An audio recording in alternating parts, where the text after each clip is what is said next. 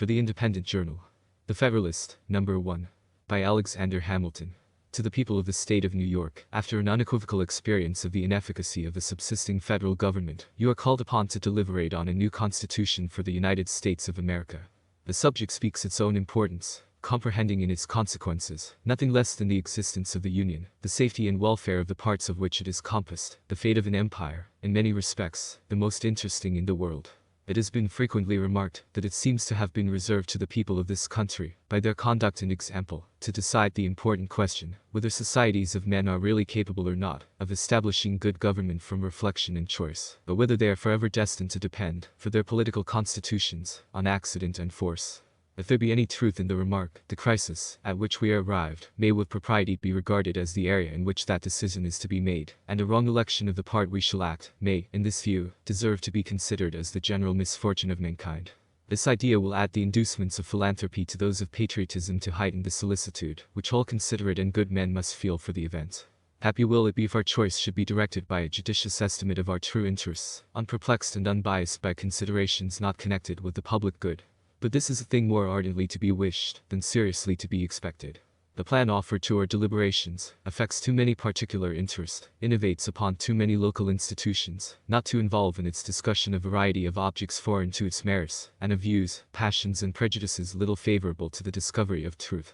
Among the most formidable of the obstacles which the new Constitution will have to encounter, may readily be distinguished the obvious interest of a certain class of men in every state, to resist all changes which may hazard a diminution of the power, emolument in consequence of the offices they hold under the state, establishments, and the perverted ambition of another class of men, who will either hope to aggrandize themselves by the confusion of their country, or will flatter themselves with fair prospects of elevation from the subdivision of the empire into several partial confederacies, than from its union under one government. It is not, however, my design to dwell upon observations of this nature.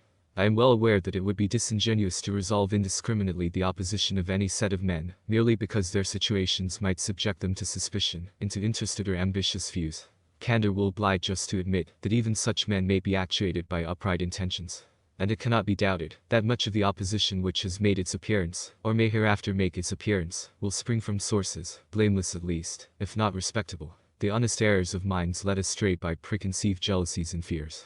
So numerous indeed and so powerful are the causes which serve to give a false bias to the judgment, that we, upon many occasions, see wise and good men on the wrong as well as on the right side of questions of the first magnitude to society. This circumstance, if duly attended to, would furnish a lesson of moderation to those who are ever so much persuaded of their being in the right in any controversy. And a further reason for caution, in this respect, might be drawn from the reflection that we are not always sure that those who advocate the truth are influenced by purer principles than their antagonists. Ambition, avarice, personal animosity, party opposition, and many other motives, not more laudable than these, are apt to operate as well upon those who support, as upon those who oppose, the right side of a question. Were there not even these inducements to moderation, nothing could be more ill-judged than that intolerant spirit, which has, at all times, characterized political parties. For, in politics as in religion, it is equally absurd to aim at making proselytes by fire and sword. Heresies in either can rarely be cured by persecution. And yet, however just these sentiments will be allowed to be, we have already sufficient indications that it will happen in this, as in all former cases of great national discussion. A torrent of angry and malignant passions will be let loose. To judge from the conduct of the opposite parties, we shall be led to conclude that they will mutually hope to evince the justness of their opinions, and to increase the number of their converts by the loudness of their declamations and the bitterness of their invectives. An enlightened zeal for the energy and efficiency of government will be stigmatized as the offspring of a temper fond of despotic power and hostile to the principles of liberty. An over-scrupulous jealousy of danger to the rights of the people, which is more commonly the fault of the head than of the heart, will be represented as mere pretense and artifice, the stale bait for popularity at the expense of public good. It will be forgotten, on the one hand, that jealousy is the usual concomitant of violent love, and that the noble enthusiasm of liberty is too apt to be infected with a spirit of narrow and illiberal distrust. On the other hand, it will be equally forgotten that the vigor of government is essential to the security of liberty, that, in the contemplation of a sound and well-informed judgment, their interests can never be separated, and that a dangerous ambition more often lurks behind the specious mask of zeal for the rights of the people, than under the forbidding appearance of zeal for the firmness and efficiency of government. History will teach us that the former has been found a much certain road to the introduction of despotism than the latter, and that of those men who have overturned the liberties of republics, the greatest number have begun their career by paying an obsequious court to the people. commencing demagogues and ending tyrants. In the course of the preceding observations I have had an eye, my fellow citizens, to putting you upon your guard against all attempts, from whatever quarter, to influence your decision in a matter of the utmost moment to your welfare by any impressions other than those which may result from the evidence of truth. You will, no doubt, at the same time, have collected from the general scope of them that they proceed from a source not unfriendly to the new Constitution. Yes, my countrymen, I owe to you, that, after having given it an attentive consideration, I am clearly of opinion, it is your interest to adopt it. I am convinced that this is the safest course for your liberty, your dignity, and your happiness. I affect not reserves, which I do not feel. I will amuse you with an appearance of deliberation, when I have decided. I frankly acknowledge to you my convictions, and I will freely lay before you the reasons on which they are founded.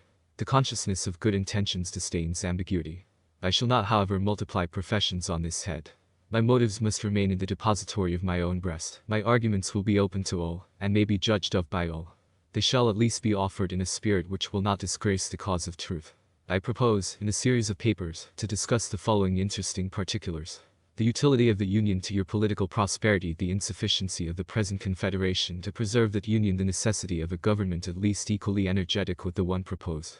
To the attainment of this subject, the conformity of the proposed Constitution to the true principles of republican government, its analogy to your own state constitution, and lastly, the additional security which its adoption will afford to the preservation of that species of government, to liberty and to property. In the progress of this discussion, I shall endeavor to give a satisfactory answer to all the objections which shall have made their appearance, that may seem to have any claim to your attention. It may perhaps be thought superfluous to offer arguments, to prove the utility of the Union, a point, no doubt, deeply engraved on the hearts of the great body of the people in every state, and one, which it may be imagined, has no adversaries. But the fact is, that we already hear it whispered in the private circles of those who oppose the new Constitution, that the 13 states are of too great extent for any general system, and that we must of necessity, resort to separate confederacies of distinct portions of the whole. This doctrine will, in all probability, be gradually propagated, till it has votaries enough, to countenance an open avowal of it. For nothing can be more evident, to those who are able to take an enlarged view of the subject, than the alternative of an adoption of the new Constitution, or a dismemberment of the Union. It will, therefore, be of use to begin by examining the advantages of that union, the certain evils, and the probable dangers, to which every state will be exposed from its dissolution. This shall accordingly constitute the subject of my next address. Publius. For the Independent Journal. The Federalist, No. 2. By John J. To the people of the state of New York, when the people of America reflect that they are now called upon to decide a question, which, in its consequences, must prove one of the most important that ever engaged their attention, the propriety of their taking a very comprehensive, as well as a very serious, view of it, will be evident. Nothing is more certain than the indispensable necessity of government, and it is equally undeniable, that whenever and however it is instituted, the people must cede to it some of their natural rights, in order to vest it with requisite powers. It is well worthy of consideration, therefore, whether it would conduce more to the interest of the people of America, that they should, to all general purposes, be one nation, under one federal government, or that they should divide themselves into separate confederacies, and give to the head of each, the same kind of powers which they are advised to place in one national government. It has until lately been a received and uncontradicted opinion, that the prosperity of the people of America depended on their continuing firmly united, and the wishes, prayers, and efforts of our best and wisest citizens have been constantly directed to that object. But politicians now appear, who insist that this opinion is erroneous, and that instead of looking for safety and happiness in union, we ought to seek it in a division of the states into distinct confederacies or sovereignties. However extraordinary this new doctrine may appear, it nevertheless has its advocates, and certain characters who were much opposed to it formerly, are at present of the number. Whatever may be the arguments or inducements which have wrought this change in the sentiments and declarations of these gentlemen, it certainly would not be wise in the people at large to adopt these new political tenets, without being fully convinced that they are founded in truth and sound policy. It has often given me pleasure to observe that independent America was not compassed of detached and distant territories, but that one connected, fertile, wide-spreading country was the portion of our Western Sons of Liberty. Providence has in a particular manner blessed it with a variety of soils and productions, and watered it with innumerable streams, for the delight and accommodation of its inhabitants. A succession of navigable waters forms a kind of chain round its borders, as if to bind it together, while the most noble rivers in the world, running at convenient distances, present them with highways for the easy communication of friendly aids, and the mutual transportation and exchange of their various commodities. With equal pleasure I have as often taken notice, that Providence has been pleased to give this one connected country, to one united people, a people descended from the same ancestors, speaking the same language. professing the same religion, attached to the same principles of government, very similar in their manners and customs, and who, by their joint counsels, arms and efforts, fighting side by side throughout a long and bloody war, have nobly established their general liberty and independence. This country and this people seem to have been made for each other, and it appears as if it was the design of Providence, that an inheritance so proper and convenient for a band of brethren, united to each other by the strongest ties, should never be split into a number of unsocial, jealous, and alien sovereignties. Similar sentiments have hitherto prevailed among all orders and denominations of men among us. To all general purposes we have uniformly been one people, each individual citizen everywhere enjoying the same national rights, privileges, and protection. As a nation we have made peace and war. As a nation we have vanquished our common enemies. As a nation we have formed alliances and made treaties, and entered into various compacts and conventions with foreign states. A strong sense of the value and blessings of union induced the people, at a very early period, to institute a federal government to preserve and perpetuate it. They formed it almost as soon as they had a political existence, nay, at a time when their habitations were in flames, when many of their citizens were bleeding, and when the progress of hostility and desolation left little room for those calm and mature inquiries and reflections which must ever precede the formation of a wise and well-balanced government for a free people. It is not to be wondered at that a government instituted in times so inauspicious should on experiment be found greatly deficient and inadequate to the purpose it was intended to answer. This intelligent people perceived and regretted these defects. Still continuing no less attached to union than enamored of liberty, they observed the danger which immediately threatened the former and more remotely the latter, and being persuaded that ample security for both could only be found in a national government more wisely framed, they, as with one voice, convened the late convention at Philadelphia to take that important subject under consideration. This convention, composed of men who possessed the confidence of the people, and many of whom had become highly distinguished by their patriotism, virtue, and wisdom, in times which tried the minds and hearts of men, undertook the arduous task. In the mild season of peace, with minds unoccupied by other subjects, they passed many months in cool, uninterrupted, and daily consultations, and finally, without having been awed by power, or influenced by any passions except love for their country, they presented and recommended to the people the plan produced by their joint and very unanimous councils. Admit, for so is the fact, that this plan is only recommended, not imposed, yet let it be remembered, that it is neither recommended to blind approbation, nor to blind reprobation, but to that sedate and candid consideration, which the magnitude and importance of the subject demand, and which it certainly ought to receive. But this, as was remarked in the foregoing number of this paper, is more to be wished than expected, that it may be so considered and examined. Experience on a former occasion teaches us, not to be too sanguine in such hopes. It is not yet forgotten, that well-grounded apprehensions of imminent danger induced the people of America to form the memorable Congress of 1774. That body recommended certain measures to their constituents, and the event proved their wisdom. Yet it is fresh in our memories, how soon the press began to teem with pamphlets and weekly papers against those very measures. Not only many of the officers of government, who obeyed the dictates of personal interest, but others, from a mistaken estimate of consequences, or the undue influence of former attachments, or whose ambition aimed at objects which did not correspond with the public good, were indefatigable in their endeavors to persuade the people to reject the advice of that patriotic Congress. Many indeed were deceived and deluded, but the great majority of the people reasoned and decided judiciously, and happy they are in reflecting that they did so.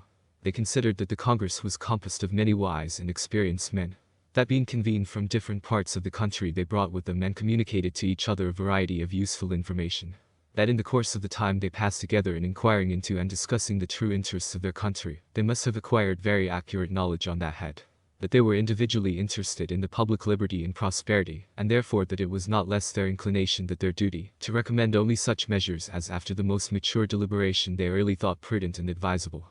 These and similar considerations then induced the people to rely greatly on the judgment and integrity of the Congress, and they took their advice, notwithstanding the various arts and endeavors used to deter and dissuade them from it. But if the people at large had reason to confide in the men of that Congress, few of whom had then been fully tried or generally known, still greater reason have they now to respect the judgment and advice of the Convention. For it is well known that some of the most distinguished members of that Congress, who have been since tried and justly approved for patriotism and abilities, and who have grown old in acquiring political information, were also members of this Convention, and carried into it their accumulated knowledge and experience. It is worthy of remark that not only the first, but every succeeding Congress, as well as the late Convention, have invariably joined with the people in thinking that the prosperity of America depended on its union. To preserve and perpetuate it was the great object of the people in forming that Convention, and it is also the great object of the plan which the Convention has advised them to adopt. With what propriety, therefore, or for what good purposes, are attempts at this particular period made by some men to depreciate the importance of the Union? Or why is it suggested that 3 or 4 confederacies would be better than one? I am persuaded in my own mind that the people have always thought right on this subject, and that their universal and uniform attachment to the cause of the Union rests on great and weighty reasons, which I shall endeavor to develop and explain in some ensuing papers. They who promote the idea of substituting a number of distinct confederacies in the room of the plan of the convention seem clearly to foresee that the rejection of it would put the continuance of the Union in the utmost jeopardy. That certainly would be the case. And I sincerely wish that it may be as clearly foreseen by every good citizen that whenever the dissolution of the Union arrives, America will have reason to exclaim in the words of the poet, "Farewell, a long farewell to all my greatness." Publius.